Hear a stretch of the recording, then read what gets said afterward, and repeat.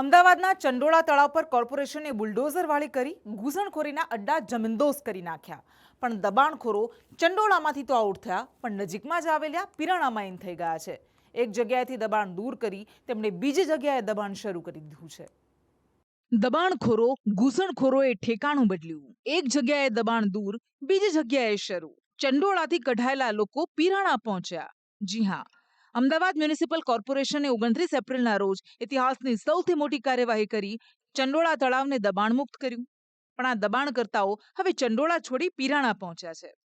ચંડોળાથી નીકળેલા લોકો પિરાણા ગણેશનગરના છાપરા ખાતે એકઠા થઈ રહ્યા છે। ગણેશનગરમાં રહેતા લોકો આરોપ લગાવી રહ્યા છે, મોડી રાત્રિના કેટલાક લોકો ટેમ્પો અને રિક્ષા ભરીને સામાન લઈને અહીં આવી રહ્યા છે। છેલ્લા 2-3 દિવસથી વિસ્તારમાં નવા લોકો દેખાઈ રહ્યા છે, જેના કારણે તેમના માટે પણ નવી મુશ્કેલી ઊભી થાય તેવી તેમની ભીતિ છે। ચંડોળાથી લોકો અહીં રહેવા માટે આવ્યા જ કોઈ? હા, આવ્યા છે, 2-3 વાગે આવ્યા છે અહીંયા, પણ એના માટે અમારો બી મરકો થઈ જશે। જો અમે કેટલા વર્ષોથી 15-16 વર્ષોથી અમને અહીંયા નાખેલા છે। રિવરફ્રન્ટમાં અમે રહેતા હતા સાપુર, અહીંયા ચંદોલિયા બાજુ અત્યારે રાતના 2-3 વાગે અહીંયા આવીને ઘૂસી ગયા છે। હવે એમની કારણથી અમારે મરકો થાય તો શું કરવાનું? હા, 2-3 વાગ્યા સુધી અહીંયા આવે છે સામાનો ભરી અમારા સામેવાળી ગલીમાં એક ભાઈ બીજા રહેવા આવ્યા નવા, કાલે જ આવ્યા। હજુ એમનો શીખાવ કોઈ પકડો તો સારું છે, ને અમારે જવાનું મોર અમને તો ઘણું હોય એમના દેશોમાં, અમારું તો કશું શેર નહીં। અમે આ દેશમાં રહીએ, અમે થોડી બહારના દેશમાં રહીએ, અમારું કોઈ શેર નહીં। અમારે તો રહેવાનું હોય છે ઘરે, અહીંયા અમારું છે બીજે બહાર શેર નહીં અમારું। એમના કારણે અમારું રહેવાનું ભારે પડી જાય, એવું ના કરશો, બીજું શું કહીએ? સરકાર તરફ આ વાત એ લોકો અહીં તમારી આસપાસ કેટલા લોકો નવા રહેવા આવ્યા? ઘણા લોકો રહેવા ઘણા અંદાજો નથી, રાતના હજી સુધી ચાલુ જ છે। અને અમારે તો એમ જ કેવું છે કે જે અહીંયા સપોર્ટ કરો છો ને એમને બી કાઢો, અમારું કેવું એમ આવે। રિક્ષાઓ ભરીને આવે, ટેમ્પા ભરીને આવે, પણ કોઈ એનું કોઈ ઈલાજ નહીં કરતા। પોલીસો જોઈ રહેશે પણ કોઈ એમને પકડતા નથી। હવે એમના લીધે અમારો મરકો સાઈ। તમારા વિસ્તારમાં તમે કેટલા વર્ષથી રહો? અમે 15-16 વર્ષ થઈ ગયા અમને। 15-16 વર્ષથી તમે રહો છો, કોઈ નવા લોકોને વિસ્તારમાં જોયા? આ બધા ચેરે પાછળ બધા નવા જ આયા, બહુ જ આયા। એમના કારણે અમારે પાણી બી બંધ થઈ ગયા। 2-3 વર્ષથી વધારે વધી ગયા, બહુ આવે છે। 2-3 દિવસમાં કેટલા લોકો આવે છે? રાતે ચાલુ છે, ટેમ્પા ભરીને આવે, રાતે રિક્ષાઓ ભરીને આવે। હવે રાતે અમે બંધ કરીને હોઈ જઈએ તો બધું ભરીને જ આવે છે। જોકે ચંડોળાની જેમ પિરાણાના ગણેશનગર છાપરામાં પણ મોટાભાગના લોકો ગેરકાયદે રહી રહ્યા છે, પણ આની પાછળ અમદાવાદ મ્યુનિસિપલ કોર્પોરેશન જ જવાબદાર છે, કારણ કે એમસીએ ચંડોળામાં દબાણ તો દૂર કરી દીધું, પણ વિસ્થાપિતો માટે કોઈ વ્યવસ્થા ન કરી।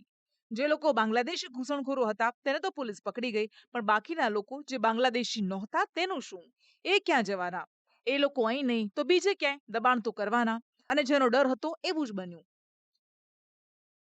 ચંડોળા ખાલી થયું તો લોકો પિરાણાના ગણેશનગરમાં આવ્યા।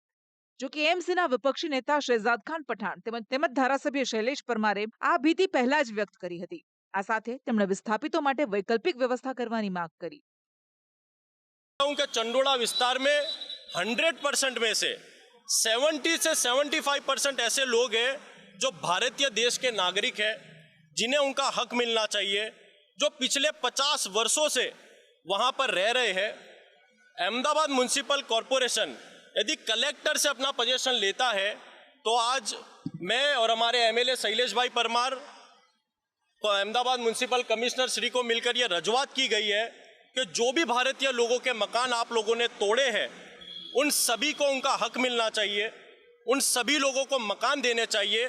क्योंकि अहमदाबाद म्युनिसिपल कॉरपोरेशन की पॉलिसी है कि 2010 के पहले जो भी झुपड़पट्टी बनी थी, यदि अहमदाबाद म्युनिसिपल कॉरपोरेशन उसे तोड़ता है तो उन्हें उनका मकान देने की जिम्मेदारी अहमदाबाद म्युनिसिपल कॉरपोरेशन। અમે અત્યારે મ્યુનિસિપલ કમિશનર શ્રીને મળીને રજૂઆત કરી છે કે જે લોકોના મકાનો, જે ભારતીય નાગરિક છે, જેની પાસે 50 વર્ષથી જે લોકો રહે છે, જેની પાસે પુરાવા છે, એ લોકોના જે મકાનો તોડવામાં આવે છે એ લોકોને વૈકલ્પિક વ્યવસ્થા આપવામાં આવે। જે વર્ષોથી ત્યાં રહે છે, મેં કીધું ગઈકાલે પણ કીધું હતું, આજે પણ કહું છું કે ભારત પાકિસ્તાનના જ્યારે ભાગલા પડ્યા ત્યારથી ત્યાં લોકો રહે છે, એવા લોકોને જે અત્યારે તોડવાની જે કામગીરી છે, તોડવાની કામગીરી બંધ કરવામાં આવે, કોર્પોરેશન દ્વારા તેનો સર્વે કરવામાં આવે, અને સર્વે કર્યા પછી એ લોકોને વૈકલ્પિક વ્યવસ્થા આપ્યા પછી ચંડોળા તળાવનો જે વિકાસ કરવાની વાત છે કોર્પોરેશન પર આરોપો લાગી રહ્યા છે, પરંતુ તે કંઈ પણ બોલવા તૈયાર નથી. જોકે તંત્રએ એક દબાણ દૂર કર્યું, પણ વ્યવસ્થાના અભાવે આ લોકોએ બીજી જગ્યાએ દબાણ ઊભું કર્યું. જો તંત્ર અહીં પણ તેમને કાઢશે તો તેઓ ત્રીજી જગ્યાએ જશે. આ ત્યાં સુધી ચાલતું રહેશે જ્યાં સુધી આ વિસ્થાપિતોની કોઈ ચોક્કસ વ્યવસ્થા નહીં કરાય. ત્યારે હવે તેમના માટે કોઈ વ્યવસ્થા થાય છે કે પછી તે આમ જ ભટક્યા કરે છે તે જોવું રહ્યું. કશ્યપ જોશી સાથે બ્યુરો રિપોર્ટ, સંદેશ ન્યૂઝ. ગુજરાતમાં ગરમીનો પારો આગ લગાવી રહ્યો છે, નવા રેકોર્ડ્સ તોડી રહ્યો છે અને આ પારો હજુ પણ આગામી 2 દિવસ વધવાનો છે. પરંતુ આ બધા વચ્ચે ભર ઉનાળે માવઠું દસ્તક દેશે. જોઈએ આ રિપોર્ટ. રાજ્યમાં અંગ દઝાડતી ગરમીએ ભૂક્કા કાઢી નાખ્યા છે. રાજ્યના 2 મોટા શહેરોમાં ગરમીની કોમ્પિટિશન ચાલી રહી છે. અમદાવાદ અને રાજકોટ એકબીજાની હરીફાઈ કરતા ગરમીના નવા રેકોર્ડ બનાવી રહ્યા છે. 2 દિવસ પહેલા અમદાવાદમાં ગરમીના પારાએ 44.8 પર પહોંચી એક નવો રેકોર્ડ બનાવ્યો હતો, તો તેના એક જ દિવસ પહેલા રાજકોટમાં તાપમાનનો પારો 46.4 ડિગ્રીએ પહોંચ્યો. જોકે હજુ રાજ્યમાં અંગ દઝાડતી ગરમી જોવા મળી રહી છે. હવામાન વિભાગે 2 મે સુધી સૂર્યપ્રકોપની આગાહી કરી છે, પરંતુ રાજ્યના નાગરિકોના માથેથી આકાશી મુશ્કેલી ઓછી નથી થવાની. 2 તારીખ પછી સૂર્યપ્રકોપથી રાહત ભલે મળે, પણ પછી વાદળો મુશ્કેલી લાવવાના છે. એટલે આગામી 3 થી 7 તારીખ વચ્ચે છૂટાછવાયા વરસાદની આગાહી કરવામાં આવી છે.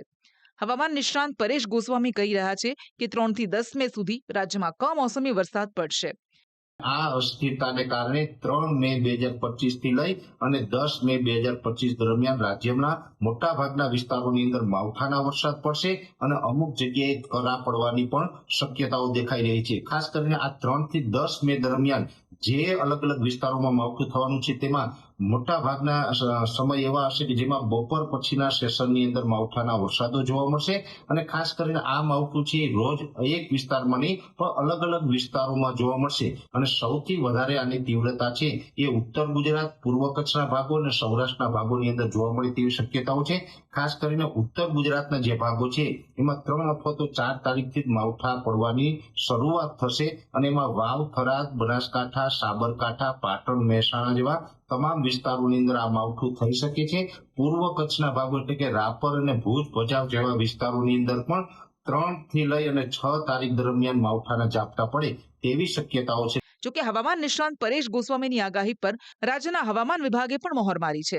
રાજ્યના હવામાન વિભાગે આગામી 3 તારીખથી વાતાવરણમાં પલટાની શક્યતા વ્યક્ત કરી અને 3 થી 7 દરમિયાન છૂટાછવાયા વરસાદની શક્યતા વ્યક્ત કરી છે. सौराष्ट्र और कच्छ में डे 3 से लेकर डे 7 तक आइसोलेटेड प्लेसेस पे लाइट टू मॉडरेट रेन और साथ में थंडरस्टॉर्म की वार्निंग है और जो थंडरस्टॉर्म की वार्निंग है उसमें जो विंड की स्पीड होगी वो 30 से 40 किलोमीटर पर आवर के आसपास रहने का पूर्वानुमान है. और इस मैक्सिमम टेम्परेचर की बात करेंगे तो मैक्सिमम टेम्परेचर आने वाले 2 दिनों में नोलार चेंजिंग रहेगा. उसके बाद मैक्सिमम टेम्परेचर में 2 से 4 डिग्री की गिरावट का पूर्वानुमान है. और हम बात करेंगे फिशरमैन वार्निंग की तो डे 2 कल के लिए साउथ गुजरात कोस्ट के लिए फिशरमैन की वार्निंग है और जो विंड की स्पीड होगी वो 35 से 45 kmph और साथ में जो गस्टी विंड होगी वो 55 kmph के आसपास से रहने का पूर्वानुमान है. आने वाले मतलब डे 3 से लेकर डे 7 तक गुजरात रीजन और सौराष्ट्र में आइसोलेटेड प्लेसेस पे लाइट टू मॉडरेट रेन और साथ में थंडरस्टॉर्म की वार्निंग है. આમ એકાએક ગરમીના પ્રચંડ માર વચ્ચે કમોસમી વરસાદના વાદળો ગુજરાત પર ઘેરાઈ રહ્યા છે. જોકે વાતાવરણમાં આવેલો આ પલટો પ્રી મોન્સૂન એક્ટિવિટીને કારણે છે, જેના કારણે હાલ કમોસમી વરસાદની આગાહી વ્યક્ત કરાઈ છે. બ્યુરો રિપોર્ટ, સંદેશ ન્યૂઝ.